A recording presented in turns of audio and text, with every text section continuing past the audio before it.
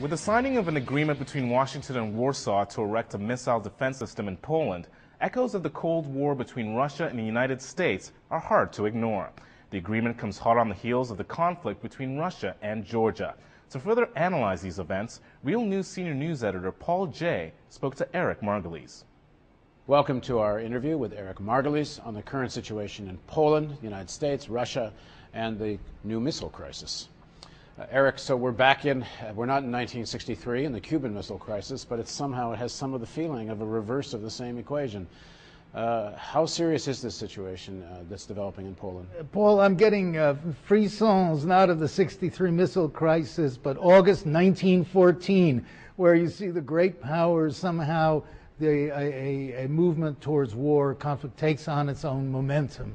And I'm exaggerating a little, but certainly what we're seeing here is an outburst of militarism, of I'm bigger than you are, of chest beating mixed with domestic politics over issues that are totally unnecessary. And that's what makes this so frightening, because you have rulers, and particularly leadership in the United States, which appears ready to go to the edge and to risk a major confrontation with Russia over question of missiles in Poland and over events in Georgia, which is about as obscure a place as you can get. It's somewhat like the Cuba situation in '63. Like, it was a totally provocative act for Khrushchev to put missiles in Cuba, and really completely unnecessary.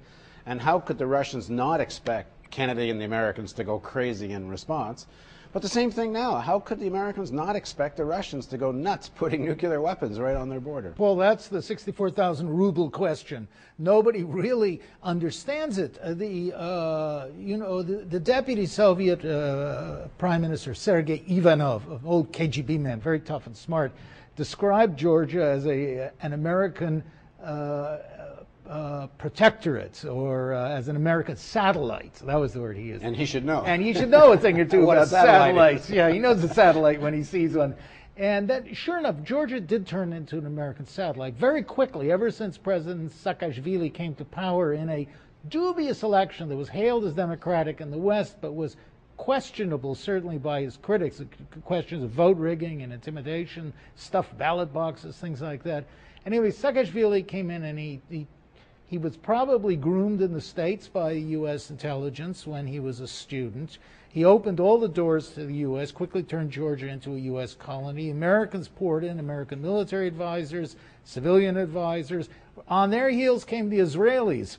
Israeli military men, Mossad men. The Israelis were selling millions of dollars worth of arms and military equipment to Georgia, and so on and so forth. Now, when Saakashvili planned the attack on the secessionist province of South Ossetia, and they've been sparring and feuding there since 1992. This was nothing new.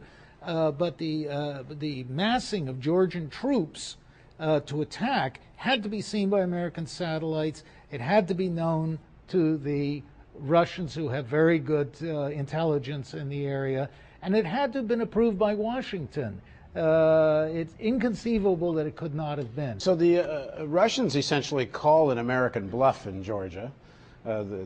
Georgia launches this initial attack. Russia calls the bluff. The bluff being that we're somehow going to protect Georgia, Bush says, and clearly they don't have the capacity to do it. So does that mean then, so now they quickly finalize the deal with Poland to in theory show, well, we can't be pushed around by the Russians, except it's an even more provocative act. Well, that's exactly what happened. The U.S. had been negotiating for months and months with Poland, and the Poles kept asking for more and more exorbitant payments, money, anti-aircraft systems, to the point where Washington said, to hell with you, we're not going to pay this. This is highway robbery.